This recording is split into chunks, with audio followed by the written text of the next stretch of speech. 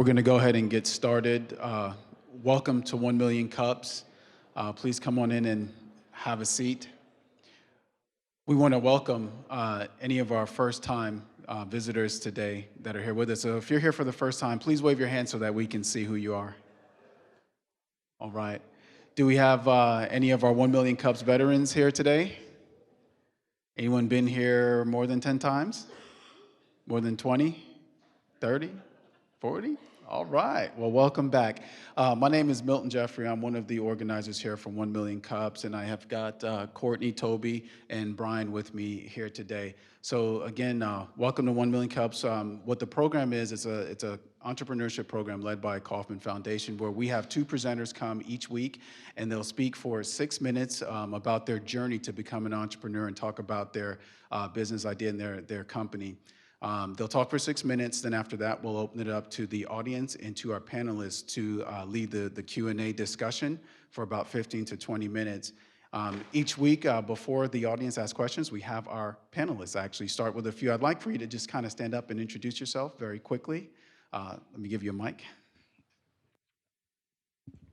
Good morning, everybody. I'm Adam Taff. I'm the CEO of Karuna Consulting here in Kansas City.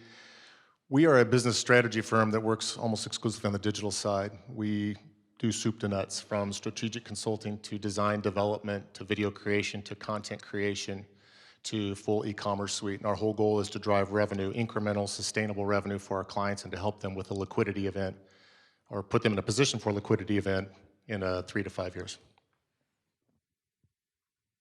Hi, good morning. My name is Rebecca Dove, and I own a company called Penez.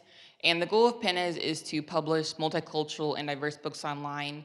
And with the failing rates of our children that are African American and Asian and Native American, we need more things that will help them grow as readers. So that's the whole goal. And then we are also going to develop adaptive technology to make them grow as readers. Thank you.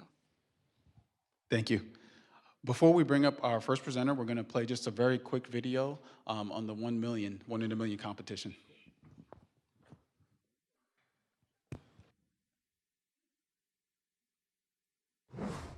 We're looking for 1 in a million. What does 1 in a million look like? Have you ever seen it? Does it look like this? Or this? If you've ever presented at a 1 Million Cups gathering held every week in more than 70 locations across the country, then maybe 1 in a million looks like you.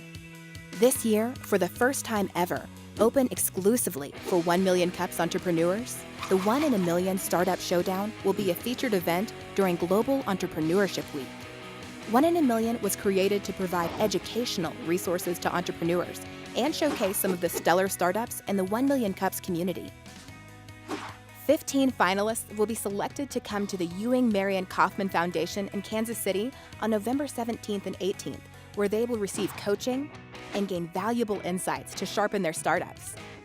The top 5 startups will be selected to take the stage for a first-of-its-kind Wednesday morning presentation that will be streamed live to all 1 Million Cup sites across the country. The winning startup takes home $10,000. Here's what you need to know. Your startup must have presented at a 1 Million Cups before August 2nd, 2015. Your startup must be younger than 5 years old and based in the United States. Your startup should have plans to grow with a scalable and disruptive business model. Don't wait to submit your company for this nationwide competition. 1 in a million will accept applications through August 7th. That's it. Actually, there's more to it than that, so visit us on the web to learn more about how your startup can become 1 in a million.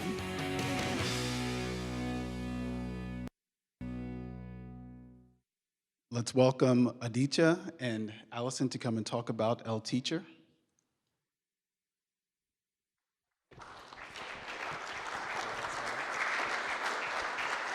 All right. You want to go over here? Great. Hi, I'm Aditya Valetti of the ELL Teacher Archive. And I'm Allison Heil, the Director of Language Services with Kansas City Public Schools.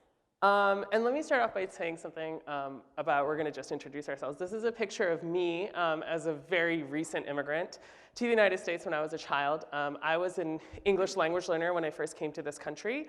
And recently, I just finished teaching in Kansas City Public Schools as an ELL teacher myself, and it really made me realize that working with the immigrant and refugee population, especially here, is something I really want to do.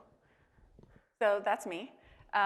I grew up in suburban Iowa, actually, and was hired as a bilingual paraprofessional with Kansas City Public Schools right after college, and experienced a little bit of culture shock in coming here and seeing the difference between the educational opportunities of students here and the educational opportunities I was afforded. So after realizing what our students and families go through to get here, I knew that this was my path. And educating immigrant and refugee students here is a really monumental task because there are quite a few of them. There are thousands in Kansas City classrooms right now, and ELL enrollment has actually increased by about 10% from last year, just within the refugees.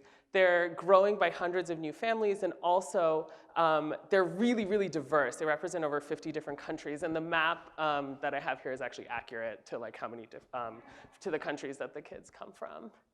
And educating them really takes 3 phases. The first phase is when students enter the country and we discover their abilities and we transition them into the classroom. The second phase is the entirety of their classroom education, however long that is.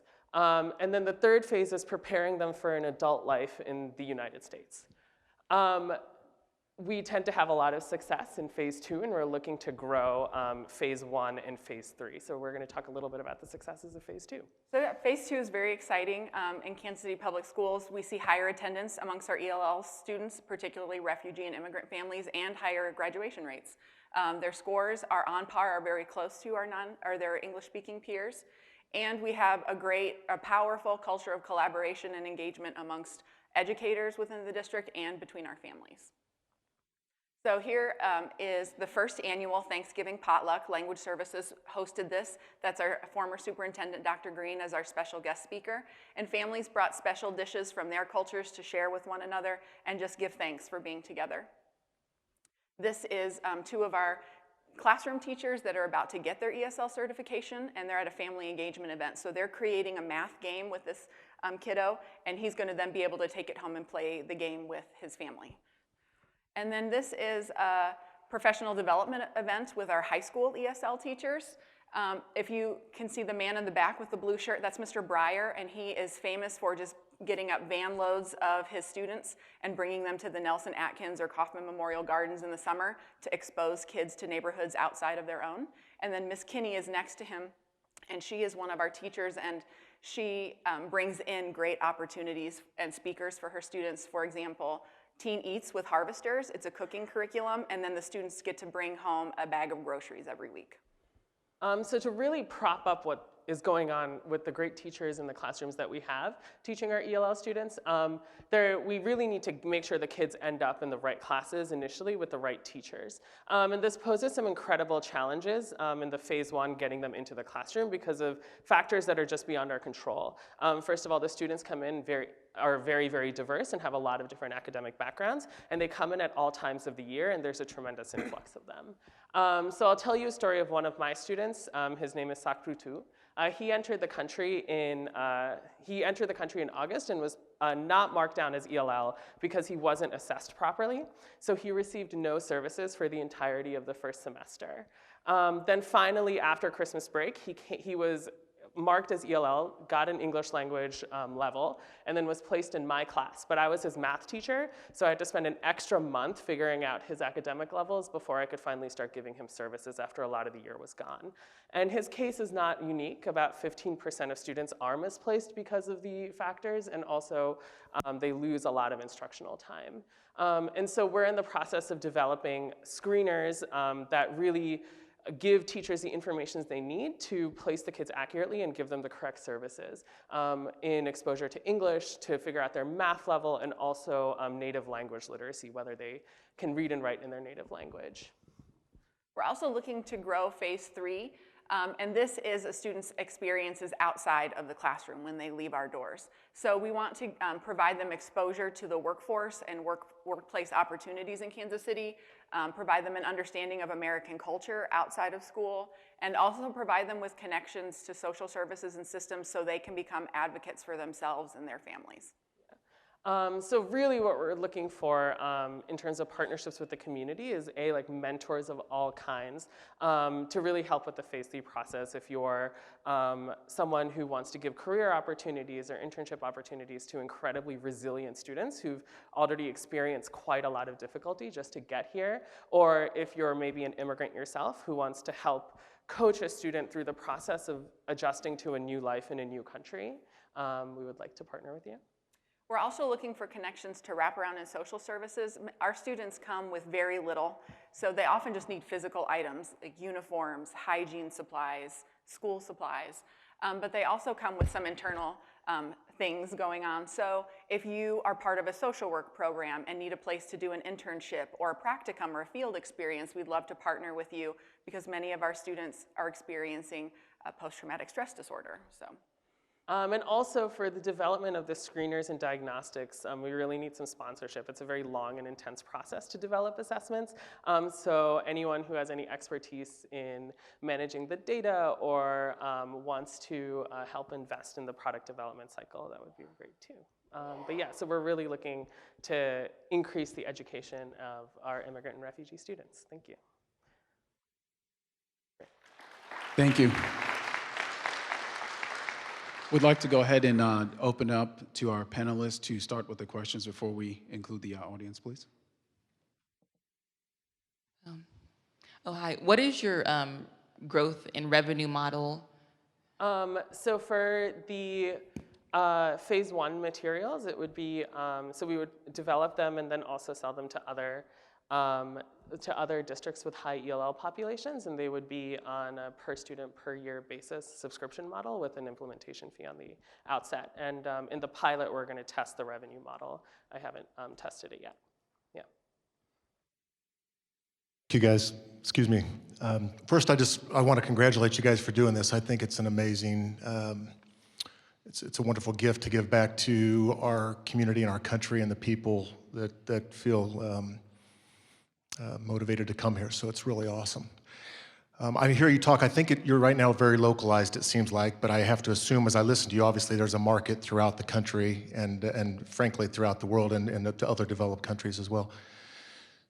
Talk to me a little bit about your business strategy from where you are now and how you see this parlaying as you, literally there's hundreds of markets in the United States, but I'm assuming that you can get way ahead of yourself and this thing can get ground down in bureaucracy and lack of resources. So what's the strategy to be successful yet keep the pace up?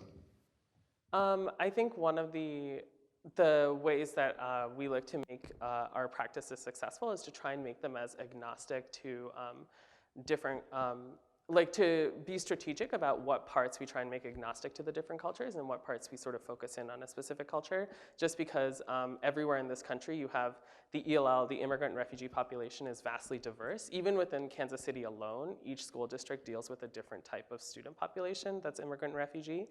So for example, if we're going to scale the math assessment materials, we just have to make sure that they do just test math and not like any other form of cultural bias. But then when we develop like native language literacy, we are looking to develop based on like, you know, there's a lot of stuff in Spanish, but not a lot of stuff in say Somali, which is a huge refugee population that no one's really tapping into, or the Burmese refugee population. So really looking at like where there aren't things that are being developed and piloted and working on those. Okay. Oh, yeah. Yeah, congratulations, Aditya, to all your accomplishments. My other question was, when you deal with the testing, are you going to integrate other states? Are you going to just make it your own, or how are you going to streamline it so it can integrate? Sorry, when you say other states, what do you mean? Like I know Kansas has the CALPA, and they have a specific testing model. Are you going to integrate what they do? No, so you know, so Missouri, for example, is a WIDA state, and we already do WIDA testing for all of our immigrant and refugee students. But the screeners that I'm developing are designed to give instructional information to teachers in addition to those tests, because those tests do provide a lot of valuable information and are needed, especially for data tracking and state reporting, but teachers need more to develop their own instructional strategies. Just one follow-up. I think for everybody in the room, if they can maybe think strategically about this too. So this is a labor of love. It's about helping our fellow man, but this is also an entrepreneurial forum that entrepreneurship frequently means building a company that can be of value and that could potentially be sold, or that can generate revenue, for example. So this seems very labor intensive, which is fine, it's great, because you have to have that individual context. So so kind of a two-part question. How do you streamline and make that an efficient process to assimilate the correct volunteers and professionals? And then how do you start generating revenue in this business? So in order to, streamlining the volunteers in the process is actually pretty simple, just because teachers, you just have to get all the teachers on board to really I mean, it's not that hard, because you just have to systemize something that teachers are already doing on a very ad hoc basis. And in terms of generating revenue, my goal would be to start off with developing materials for phase 1, and then transition that into developing curriculum for phase 2. And then also developing cultural PD and things like that for phase 3. And so phase 1 is what we're focusing on right now, but then eventually creating materials and then partnering with districts almost on a consultancy basis to take that forward into phase 2 and phase 3. And your customer is our school districts? Mm-hmm. Okay. Yeah. So we want to open this up to the audience as well. We've got a question here in the middle. Hi, very nice program.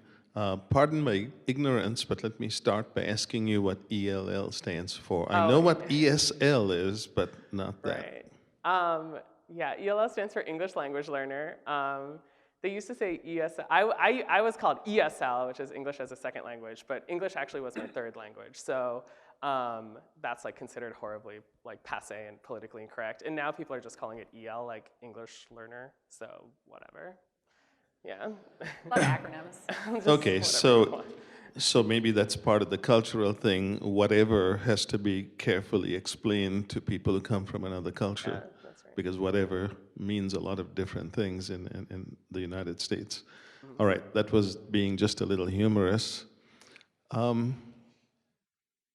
How are you funded, or are you not funded? So right now, we're not funded. We're looking for granting opportunities and stuff as part of Kansas City Public Schools.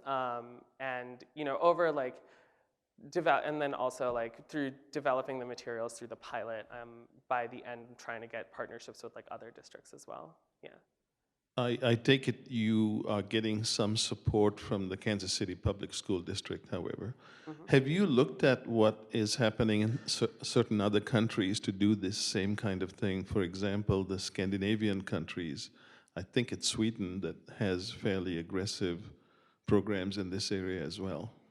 No, I haven't, so that's really interesting. Well, you might just check into it. Being an immigrant myself, although English language was not a problem for me, the culture was, and I'll chat with you afterwards. Oh, sure. We have another question in the middle. So if you intend to go to other districts, are you going to get your materials certified for success so that you can leverage that certification so that it's credible materials at other school districts? Yeah, that would be, yeah. Talk about the testing you've done with. Oh yeah. So we already ran some pilots in in KCPS summer school, and they really helped place the students a lot better, and really cut down the time of placement from a couple of weeks to just a day, and really getting them accurate. So yeah, I'm looking to systemize it, get the data, and then get them proven. And who does that certification then to be able to put that stamp of approval on it for your results? It would be right now, I guess it would be if it's a fully fleshed out system under KCPS, then that would be a system in and of itself that then KCPS could say that we helped develop and then move on, and then work with other districts, because that would be one. But I know that there's also another way where you could partner with You know, for example, like universities that have like ELL certification things, and they also like help develop materials and stuff. So yeah.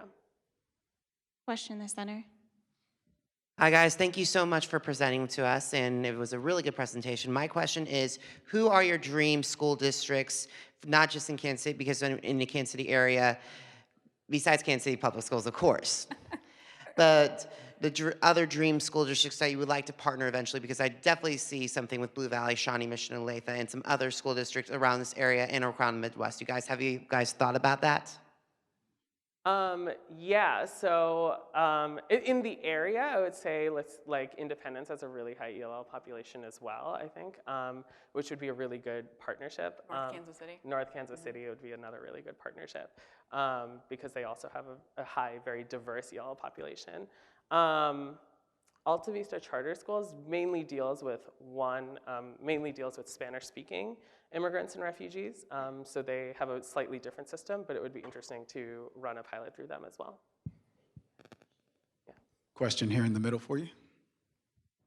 So is the material, is it just kind of paper material? Okay, so I would encourage you to maybe look into digitizing it and creating something mobile. Not only does that help you scale, but it also give you access to grants and things like that, and a lot of resources. A lot of people are disrupting education right now, so I think that would be you may have already thought of that, but I just we're looking into that right now. You know, so any leads on that would be great. Yeah. Just a quick comment. I see on the Twitter feed that you guys are a product of the Lean Lab. Can you tell us a little bit about that? Oh yeah.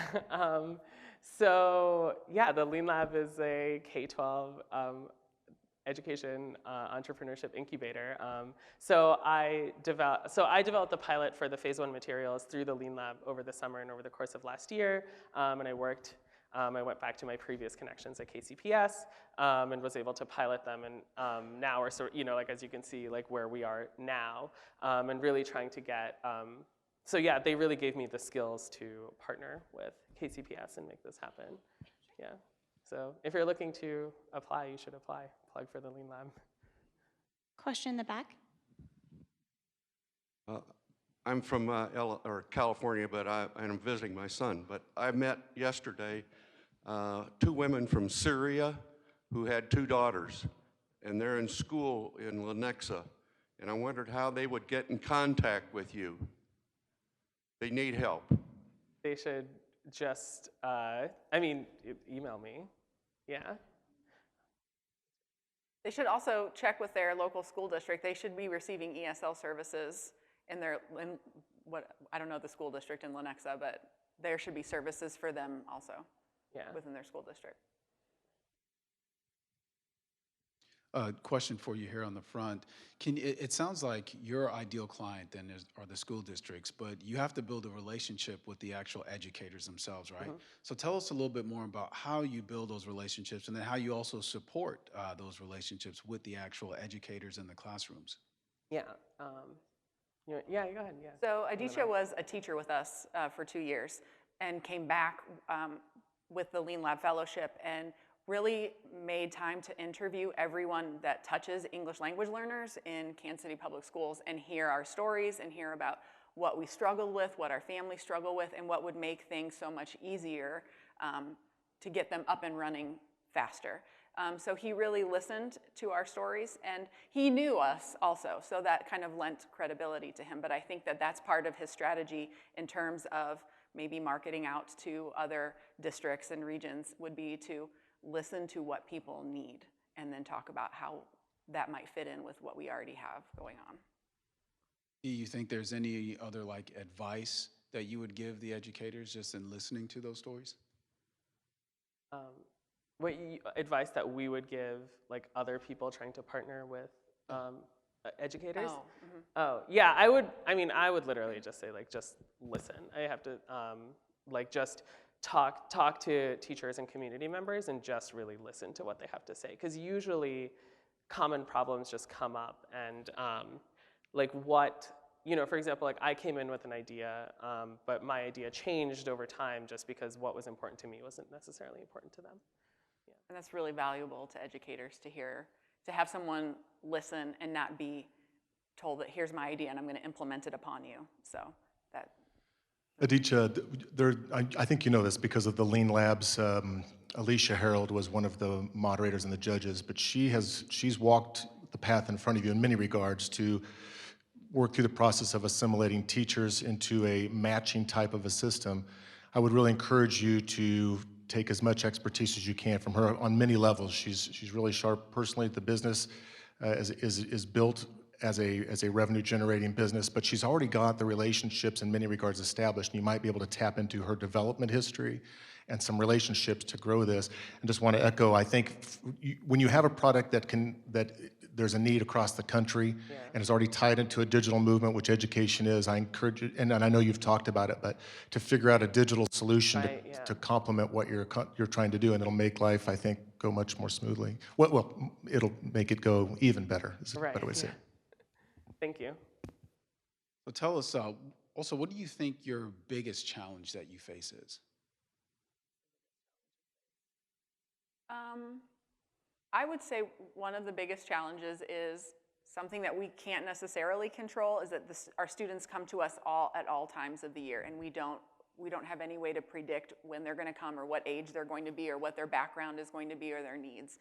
So we just bring them in and then move as soon as we can, as soon as we know more about their educational experience, if they've lost any school years, what they've gone through. So that's one of our biggest challenges, and we just try to be as flexible as we possibly can when they come in and be ready. And that like bleeds into like the biggest challenge I have, which is somehow like one of the biggest challenges is figuring out exactly with the system where like anyone can come in at any time from anywhere with any level of education at any place in Kansas City, because there's no like central registration in Kansas City for immigrants and refugees or whatever. Just how do you develop a relationship with like the millions of like stakeholders who who help like process the immigrants and refugees at every like stage through the thing. So just the incredible like flux and scope of like what immigrants and refugees have to go through just to get into the classroom was a really big challenge for me. Yeah. Or do you have any systems in place as far as like follow-up and like tracking of? Yeah, so the systems in place, the follow-up and the tracking are set up through the teachers. So the teachers obviously are the ones who have to administer the assessment once they see the student for the first time. And then all the like follow-up and tracking would be administered through them. Yeah, so that's like one population in which there's like a pretty high locus of control. Got a question here in the middle. Hello. Hi. Have you guys thought about using a digital management or a learning management system to aid you guys along and just choose one of the free ones that are kind of just open source on the market to help you come up with your MVP digital product really fast? That's a really good idea. No, I haven't thought of that. I'm sort of looking at partnerships with like learning management systems that are not just like free. Like for example, like one through like Lumen Touch, which is like a company that makes learning management systems here that I work for. I was thinking of like trying to integrate it into that, but to have like an MVP through a free one, that would be a really good idea. Thank you. Yeah. And for our final patented question, what can this room, this community of entrepreneurs do to help you? So we're looking for tutors, mentors for our students, like Aditya said, opportunities for them to do internships or job shadow and see what opportunities are out there in Kansas City. Services, like I had mentioned, if you need to do a field experience in a field of social work or something, we can help you. We'd love to partner with you. And then just items that I think we kind of take for granted. It's school supply season, and we'll have families come with nothing. In winter, we'll have families get off the plane with no socks and no winter coats, and they need those items to survive here. So we're always looking for those kinds of items. And I've already learned a lot just through the questions here and all the advice that I've gotten. So really, I'm looking to just meet up with anyone who could really like help me like pick apart like the problems in my model or like help me develop a new one. So that would be really helpful. Yeah. Fantastic. Thank you so much. Thank you. Thank you.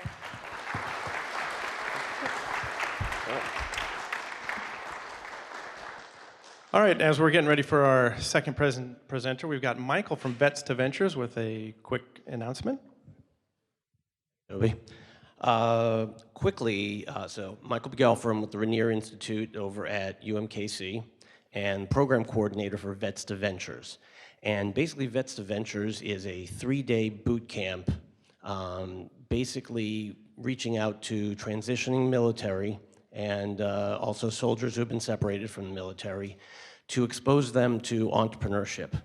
So it's an intensive course. There's no cost whatsoever to the veterans.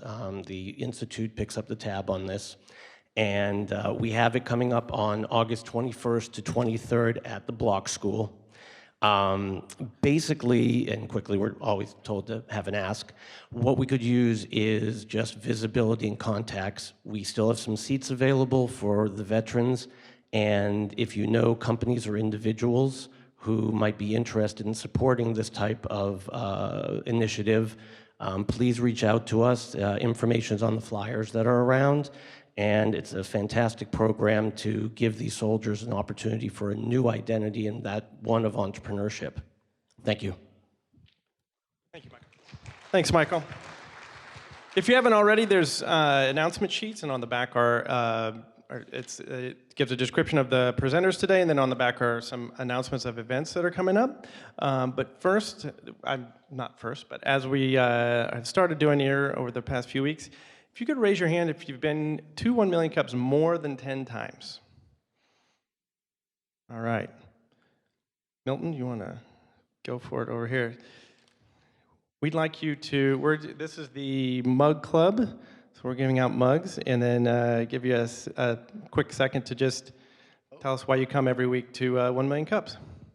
It's always great because it's people that are kind of in the mix out there, really risking it all, and I like to watch because I'm not that brave, so yet. So, and as far as building relationships and stuff, it's the best. So, absolutely.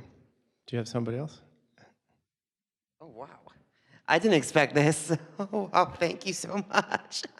Hi, my name is Jacob Eliashar. I am a blogger, and I love coming to 1 Million Cups because it gives you so much hope for me as an entrepreneur, and also building the connections that you see in the Kansas City area. So I can't wait for more, and I love coming here every single Wednesday. So thank you so much. Thank you. Where did Brian go? Anyone? Who has the other mug? Let's give one to Rick. Let's give one to Rick. Rick. Where is Rick? While He's Courtney's hiding. doing, Rick, could you tell us why you come to 1 Million Cups every week, please? I'm a government bureaucrat, and if I didn't come here, yes, I would not make it through the week. This is the highlight of my work week, and I come here for the energy and the thinking that happens and the sharing. So it's a networking event I wouldn't miss. Thanks, Rick, for letting us put you on the spot. All right. Hey, really quick before we go to the next presenter, we do want to give a shout out to the youngest entrepreneur here that we've ever had. How old is this old guy? How old is he? 5? All right, well, we look forward to seeing you next week up here on the stage. All right, next we have Eagle Palette. Please welcome you, Lindley.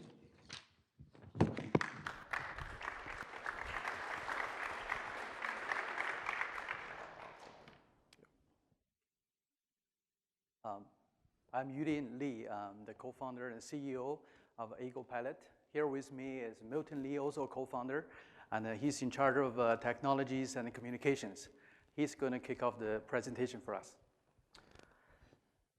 So first off, I'm going to ask you guys a question. How much salt did you have last night? Now, many people cannot answer this question, but if you can, you probably used one of these kitchen scales or a measuring cup, along with one of these calorie counting books. But maybe you don't use any of this. You use an application like MyFitnessPal. This is a screenshot of the typical health application. And what I'm trying to have now is steak. And as you can see, serving sizes come in ounces, cups, and milliliters. So if I want to have ounces, how do I do that? I have to take my steak off of my plate, take it to the kitchen, weigh it, bring it back, and then enter it into this application. What about cups? How am I supposed to fit a steak into a little measuring cup? And it's basically impossible to measure the number of milliliters I have in a steak. So this is a common problem with many of these health applications.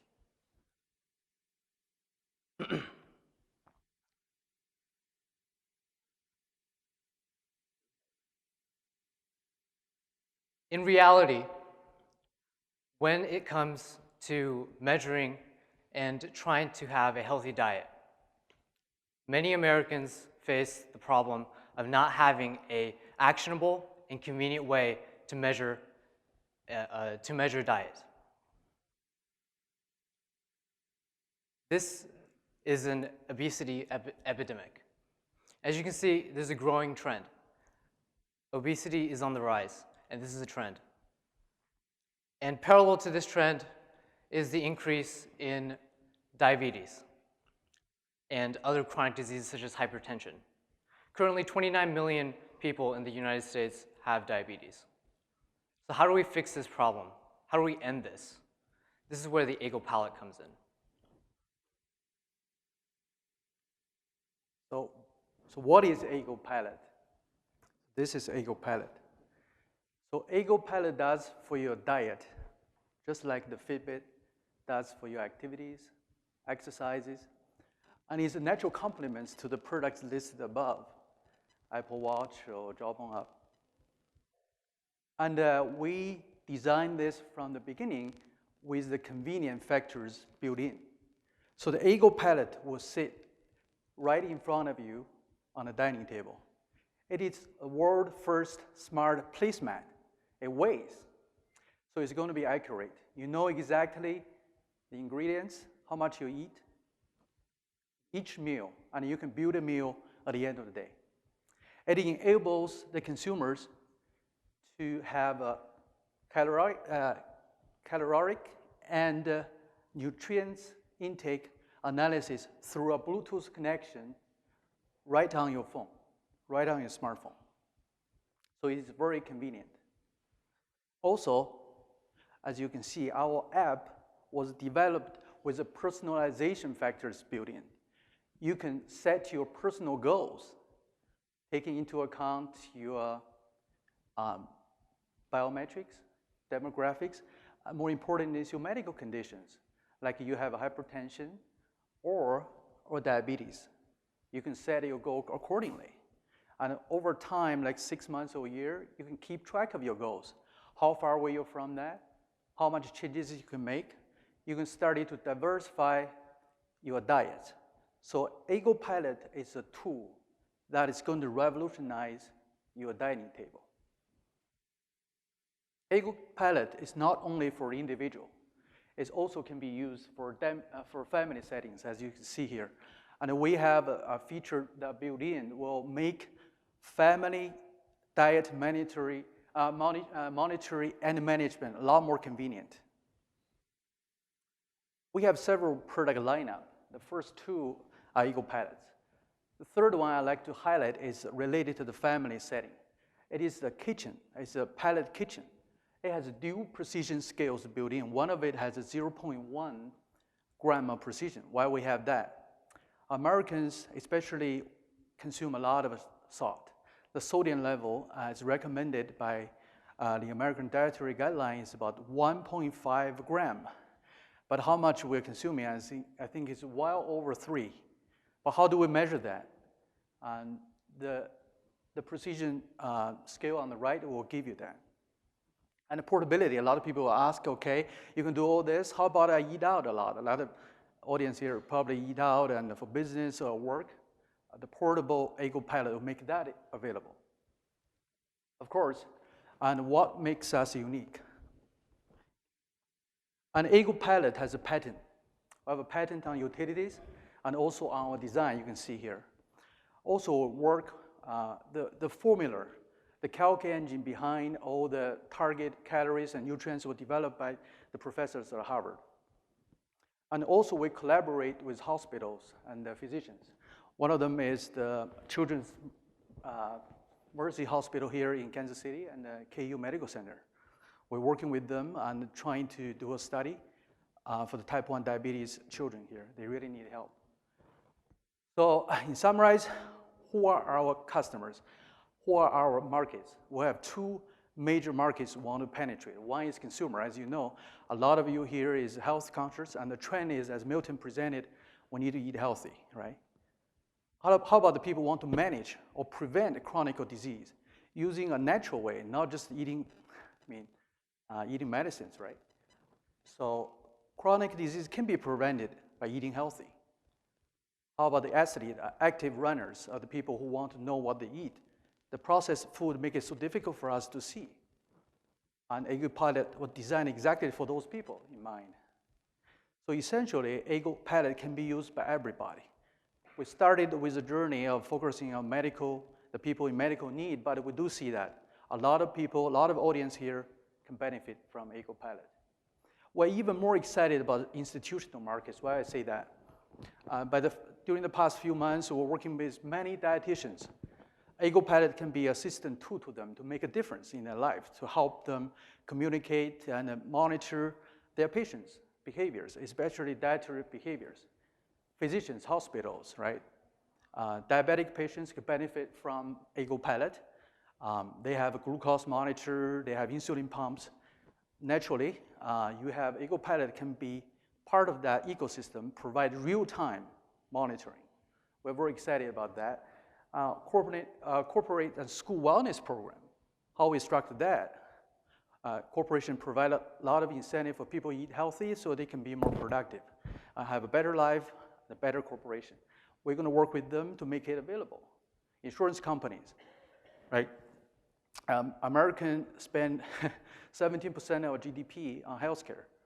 We're the biggest in the developed countries.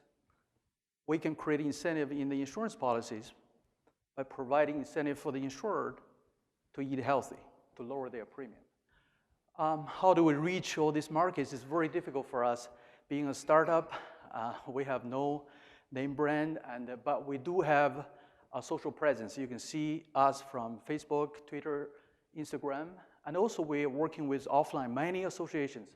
American Diabetes Association, Kansas, Chicago, and we're expanding across the nation. And also we're attending many conventions like the CES and the Food and Nutrition Expo, etc., trying to get in touch with the audience more directly. And more important, we're trying to market this through a crowdfunding pre-sale. This is not just for funding. We want to spread the word, get as many people know us, know the benefits of Eagle Pilot. We're going to offer them the pre-sale discounted price, so you can get it a lot lower than the retail. We are very excited to be here, and we're very excited to launch our business in Kansas City. We're a Kansas City-based company, and we feel like this is really the Silicon Valley in Heartland, with a lot of activities going on here, and also very appreciative of the support of entrepreneurship and a startup just like us, like today's event. We're looking for someone, especially in IT, not surprising, mobile developers, iOS, so Android, anyone here, and also want to build strategic partnerships, alliances with many strong local companies here. Finally, the consumers and the audience will be part of our, obviously, target market. So we're looking forward to working with them as well. So use the Eagle Palette and become the artist of your health. Thank you. Thank you so much. So great presentation. Thank you. We want to start with our panelists. Questions first. You bet. Thank you, gentlemen. And just for the audience, I know this might be a little bit basic, but I just want to compliment you on the presentation. You identified the problem, which I think we're all aware of in this country. Then you talked about the solution. You talked about the markets that are available to you. You talked about your plan for success. Then you also talked about the needs that you still have. Really well-structured presentation, made it really easy to follow, so nicely done with that. I think you have some really powerful markets there with insurance companies and with large institutions, in addition to consumers. That's going to be your challenge as to how to prosecute those. My question is this is going to take a lot of user interface. Were you able to do any user case studies, test studies to determine how people interacted with this product the best? And just a short, love to know how you came to this, because as an investor, I go, I'm interested in investing in this, but I don't even know if people like the utility of this or not. And part B of the question, can you sync this with a fitness app so people can cover both sides, the diet and the fitness in one experience? You hit on several very, very important key points here. And I want to go back to this one slide. And when we initially started this, one of our co-founders had an issue, had a hypertension during the pregnancy. And she has a family as well, and the teenager kids and a young baby. And she struggled with finding a natural and healthy way of control her diet. And then we started to look around, including MyFitnessPal or any other apps along with scales, but we couldn't find one. So went ahead and designed one. And to answer your question, we did a market study. That's we were part of the K-State Launch Your Business program. The students there is very, very talented. They did market research with about close to 80 customers. And we did a pool of what the target market is, what the interest is. If you're not interested, why you're not interested? So we did do a study on this. So now we know roughly the target audience, age range, gender, and most of them will be 25 to 65 with family. It's not that surprise to us. To answer another question on the Fitbit, yes, we're open to work with any of the health app or the device providers like Garmin, Fitbit, anybody. Our device, Eagle Palette, is a complement. It's a natural complement product to them. It's not directly compete with them. We can work together, make an ecosystem that's more comprehensive. Yeah. Okay, I love your presentation. I also saw your YouTube video, so I love the demonstration in that aspect. And thank you for having all the different models like the Palette and the Elite. But my main question is, how can you educate customers, because you're talking about a large model that you're expecting someone to carry around with them. And then beyond that, how can you differentiate from your competitors like SuitScale, such as like the cost, or how you can market it that way too? Yeah, you hit on two things. On education of the market, consumers, I do see this going to be an education progress. A lot of the consumers may sign up right away. When I went to a Kids with Courage event, that's for the type 1 diabetes, if someone know kids. One of the parents, their daughter just 1 week ago diagnosed as type 1 diabetes. They're very excited. They were overwhelmed by the stuff they are coming through at them unexpectedly. But when I introduce Eagle Palette along with what they see in a glucose monitor, they feel like this is a product they want to have. So some of the customers will naturally be sign up. But some of the customers, especially maybe the older age, they not that versed at the technologies. We need some time on the education. We do see that going to be a transition process. We're going to take through the process, work with them along the way. I think you have a second question on the part is, sorry, I forgot that. Yes, my question was, how can you differentiate yourself from your competitors like Suits? Yeah, exactly. We go back to the slide as Milton presented. So a lot of our competitors right now in the market, two of them. One is the skills, digital skills manufacturers. Those skills doesn't have the app, doesn't have a system. Our patent is more of a system approach. It's a comprehensive system. We call it a digital dietitian. The goal is that it will be able to monitor, measure, and one day will control what you're going to eat, how you eat, and gradually you can develop a health risk profile. So it's a lot more comprehensive than what currently you see in the market. Then the competitors, like a Fitbit or MyFitnessPal, any apps, they don't have very accurate measurements of using a portion control, most of them. So that's how we differentiate ourselves. Got a question for you here in the middle. Yeah, great job opening with a question. I thought that was really good, your opening slide. My question is about how the folks use it. Do they have to tear every time before it can be weighed, or do you have a way that is standardized? Like if I always set the same place, let's say plates, forks, knives, and it stores it so I don't have to tear it every time, because I see that being an issue, especially if you are taking it to a restaurant. How are you going to tear it before your food comes? Yeah, so if you have more than one food on the pallet itself, you would have to tear before every food is added. And as you said, with restaurants, we have a feature that allows for leftovers. So for example, if you had like chicken wings, for example, you add all the chicken wings on, but then you also have the weight of the bone. So you can subtract that out, or any leftovers that you have. So again, with the restaurant, you add the plate on, you can add that entire meal, and then subtract the plate. Does that answer your, okay. Our feature, just want to add on to it. A lot of including MyFitnessPal apps, you cannot subtract. You cannot take into leftovers into account. A lot of kids, you give them much, they will have leftovers. Our app has a leftover feature to Milton's point. You can subtract how much you did, including the plates at the end of the meal.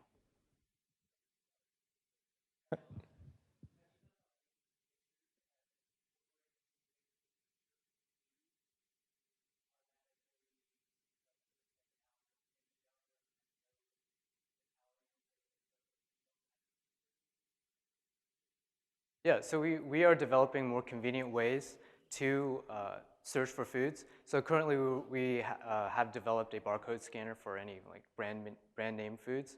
So yeah, we are developing more convenient ways. But we also have a group meal. Do you want to explain? Yeah, the group meal feature, essentially a mom or a chef can build their meal in the kitchen. I showed you the kitchen palette, right? So once she built the meal, she will dish out to the satellite pallets on the dining table. At that point, you really don't need to enter anymore, because you know from your dessert all the way main course to appetite, I mean, all the way you have it right in front of you. There's a question in the back. Hi guys, love the idea, love the product. My question is about kind of your target marketplace. I think everybody here can go, hey, I'd love to get more fit, or I wish I could track my food, but the people that I know that will actually spend money on doing things to be more fit, to be more nutritious, are doing things like going to gyms, using a Fitbit, running and jogging. You know, there's the people that are spending money are doing activities around that. Have you thought about specifically focusing any of your target market, your advertising, towards going to places where people are already doing things to get fit, going to gyms, to 5Ks, things of that sort, to specialize and focus your target audience? That's exactly a good point. We're going to be a sponsor of the marathon event here to work with a lot of local active athletes and runners. Yes, that's exactly one of the target markets we're going to work with, and we work with a lot of dietitians as well. So the dietitians, along with coaches, that will help us to cultivate that market. Question here in the front. I have a two-part question. One, in the pictures, you show that you have your placemat and then there's a plate on it. How does your scale or product differentiate from the plate weight, the silverware, and everything else?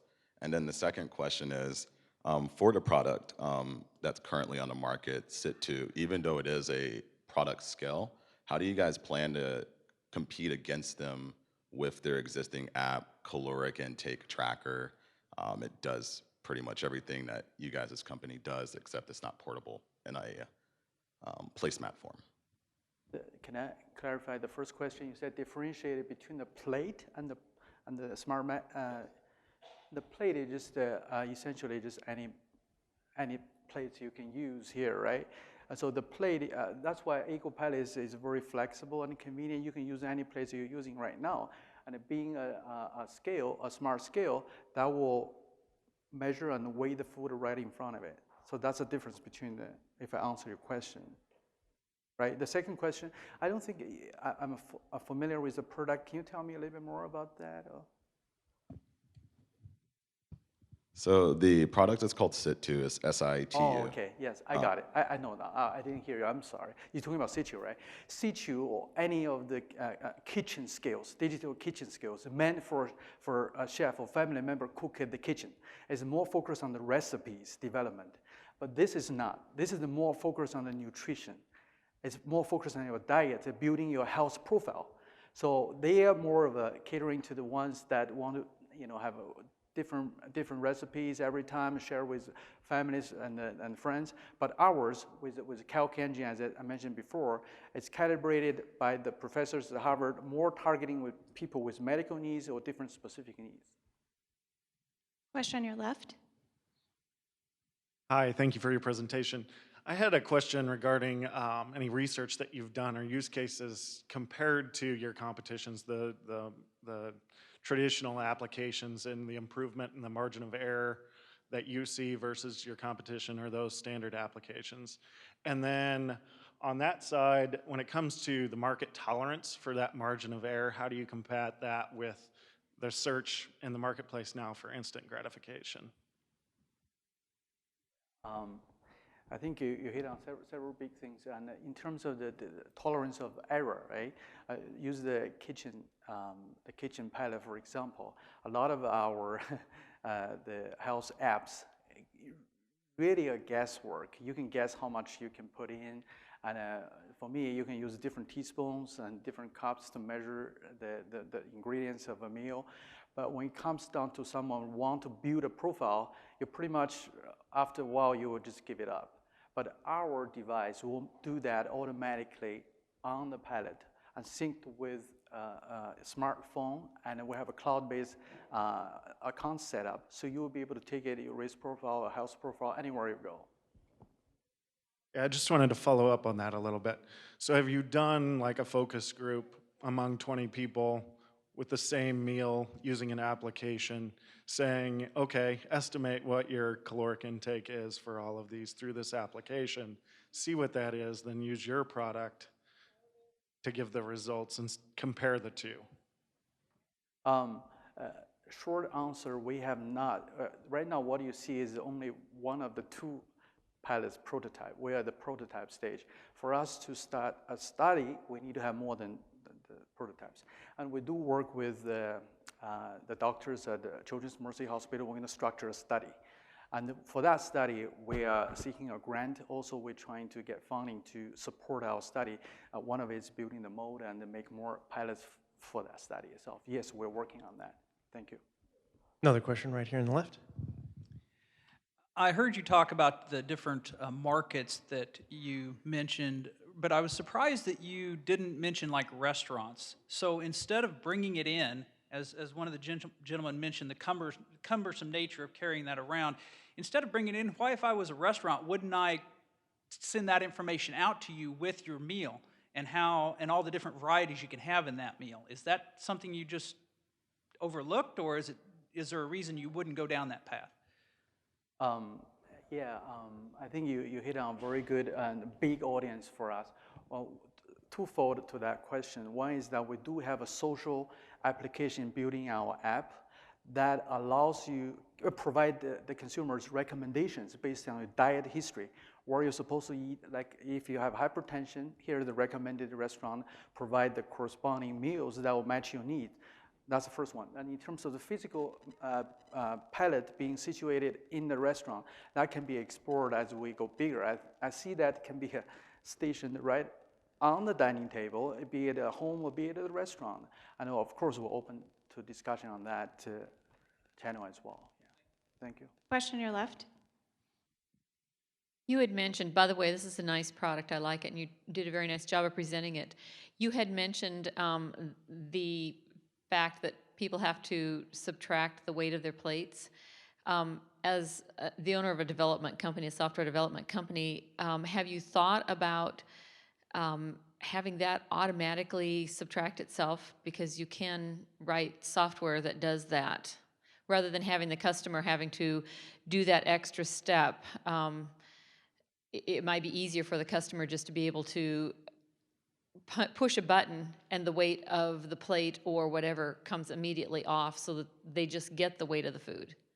Right, so yeah, our application does do that. When I was talking about the subtraction of the plate, I was referring to if you had that in a restaurant. So that would be with the plate comes to your table, the food is already on the plate.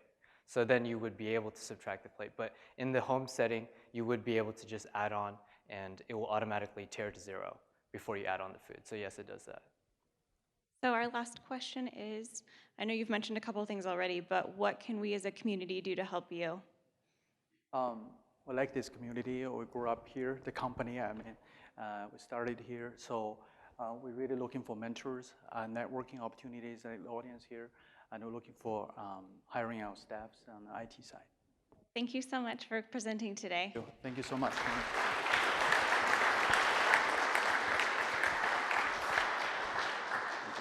Thank you so much for coming to 1 Million Cups. We hope to see you next week. And if you have a great idea, please apply on our website. Thank you.